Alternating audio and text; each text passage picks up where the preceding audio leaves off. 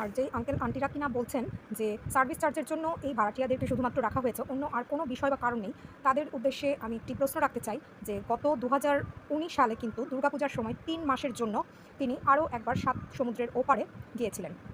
তখন আমাদের কোনো ভাড়াটিয়া ছিল না। তাহলে তখনকার সার্ভিস চার্জগুলো কি ডিউ ছিল অথবা মওকুফ করে দেওয়া হয়েছিল?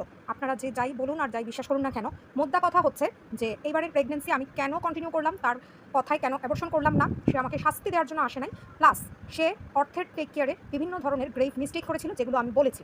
তার কথা, তার ভুল তাকে কেউ ধরাতে পারবে না। যে তার মিস্টেকগুলো ধরাবে সেই খারাপ, তাকেই তার রাস্তা থেকে সরে যেতে হবে। অর্থকে আমার নিষেধ করা সত্ত্বেও সে নিজের মতো ঘরোয়া টোটকা দিয়ে আরও বেশি অসুস্থ করে ফেলেছিল, এবং এটা শুধু একবার দুইবার নয়। যেই সব আন্টিরা আপনাদের মনে আছে কিনা 2022 সালে অর্থ হওয়ার পর ঠিক 17 দিনের দিন আমি ঢাকায় এসেছিলাম, এবং যেদিন আসি তার পরদিন থেকে অর্থর সিভিয়ার ডায়রিয়া শুরু হয়, এবং দিনের মধ্যে সে 21 থেকে 22 বার পর্যন্ত পানির মতো পাতলা পায়খানা করতো। যতবার তার মুখে ফিডিং বটল আমি দিতাম ততবারই করতো।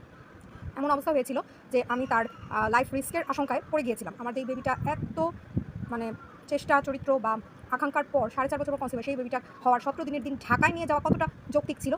সে তারপরেও মানুষের কাছে বলবে আমি নাকি তার কথা মতো চলি না, তার কোনো কথা শুনি না। কিন্তু আমি বলতে চাই, তাকে আমি মেডিকেল ছাড়ার পর খুশি করার জন্য বা আমি তার কথা শুনি এটা বোঝানোর জন্য তার কথায় চলে তার কথা মতো যেই কাজগুলো করেছে আমার লাইফের, সেই কাজগুলো দ্বারা আমি সবচেয়ে বড় ক্ষতিগ্রস্ত হয়েছি আমার জীবনে। পরবর্তীতে অর্থকে নিয়ে আমি চাঁদপুর চলে আসি। চাঁদপুর কেন চলে আসবো সেইটা নিয়েও চরম দ্বন্দ্ব আমার সঙ্গে। আমাকে বিভিন্ন রকমভাবে আজে বাজে কথা, আমার হাজব্যান্ডকে ম্যানিপুলেট করে তাকে আমার বিরুদ্ধে নিয়ে যাওয়া। ওই সময়ে 2022 সাল থেকে আমার হাজব্যান্ডের ব্যবসায়িক বড় ধরনের লোকসান বা ক্ষতির সম্মুখীন হয়, যেটা আমাকে জানানো হয়নি। এতদিন পর 4 বছর বাদে সে এইসব কথা আমাকে বলে। এখন বলে আসলে কী লাভ?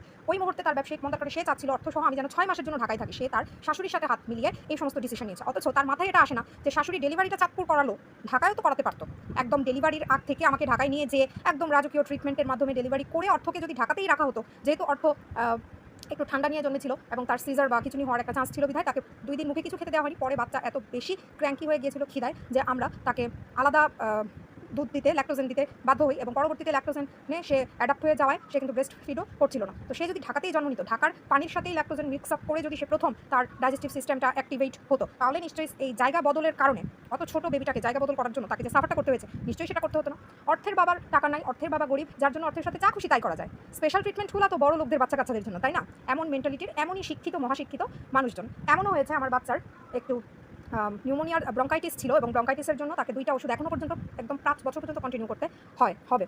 তো এটার একটা ওষুধ হচ্ছে ট্যাবলেট টাইপের ট্রাইলক, যেটা পানিতে গুলে খাওয়াতে হয়। সেই ট্যাবলেটটা পানিতে গুলিয়ে রেখেছিল, রাখাতে তখনও খাওয়ানো হয়নি, ছোট্ট কাপে করে। সেটা কারোর হাতের ধাক্কায় পড়ে গিয়েছিল। আমি দেখলাম যে পড়ে যাওয়া পানি মিশ্রিত ওষুধটাকে আবার সে যেই অংশে পড়ে গিয়েছে খাটের একটা দিকে, কাঠের উপর, সেখান থেকে কাচিয়ে কাপে নিল এবং অর্থকে খাওয়ানোর জন্য চেষ্টা করলো। সেইটা বলাতে সেটাতেও আমার সাথে সে ঝগড়া। মানে একজন সৎ মাও বোধ হয় এমন খারাপ হয় না, সে আমার সাথে যা কিছু করে। আমি এইটাই বলবো, এবং আমার প্রতিটা কাজ, প্রতিটা কথা, কোনো কিছুই নাকি কোনো অর্থ নাই। সে আমার হাজব্যান্ডকে বলেছে এবং অন্যদের কাছে যে আমি যা বলি এগুলো কি আসলে হয়, এগুলো কি কোনো কথা হয়? মানে দুনিয়ার সমস্ত কথা শুধু সে যেটা বলবে সেটাই হয়, সে যা বলে সব রাইট। সে এত বিদ্বান, এসএসসি পর্যন্ত সায়েন্স পড়ে এই অবস্থা।